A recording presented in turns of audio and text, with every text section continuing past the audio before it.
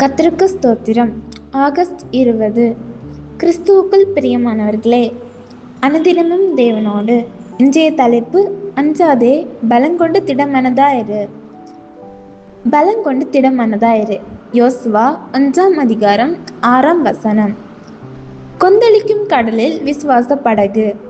கிறிஸ்துவுக்குள் அன்பானவர்களே, நீங்கள் கடலில் ஒரு படகிலே பயணிக்கிறீர்கள் என்று வைத்துக் கொள்ளுங்கள். கொந்தளிக்கிற கடலை நான் எப்படி கடப்பேன் என்று நீங்கள் அஞ்சுகிறீர்களா? யோசுவாவின் நிலையும் அதுதான். முன்னே யோர்தான் நதி, பின்னே பலவீனமான கூட்டம். அத்தகைய இக்கட்டான சூழ்நிலையில் அவர் அஞ்சியிருக்கலாம். ஆனால் பலங்கொண்டு திடமனதாயிரு என்று 3 முறை தேவன் சொல்லிய தைரியமான வார்த்தைகள் யோசுவாவுக்கு உறுதி அளித்தது. இதுபோல நம்முடைய அனுதின வாழ்க்கையிலும் நாம் பல சோதனைகளை பார்த்து பயந்து திடுக்கிடலாம். ஆனால் இந்த தருணங்களில் தேவன், பயப்படாதே, பலங்கொண்டு திடமனதாயிரு, உனக்காக எல்லாவற்றையும் செய்திடுவேன், நீ போக வேண்டியது வெகு தூரம் என்பதாக நம்மை தைரியப்படுத்துகிறார். தேவனால் வழி நடத்தப்படும் வெற்றி பயணம்.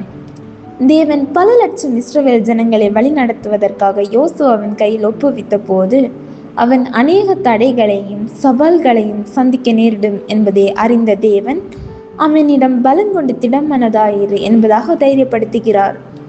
யோசுவாவும் இந்த நம்பிக்கையின் வாக்கை முன் வைத்து பல காடுகளையும் மேடுகளையும் தாண்டி கானானை நோக்கி முன்னேறி செல்கிறார். தேவன் எல்லாவற்றையும் தகர்த்து யோசுவாவோடு கூட இருந்து திடன் அளித்து வழி நடத்தினார். பிரியமானவர்களே, நம் வாழ்க்கையில் எத்தகைய துன்பங்கள் எல்லாம் அமிழ்ந்து கொண்டிருந்தாலும், பயம் என்னும் அம்பு எத்திசையிலிருந்தும் தாக்கினாலும் கலங்க வேண்டியதில்லை. நாம் நம்பின நல்ல தேவன் நன்மை யாவும் நல்குவார்.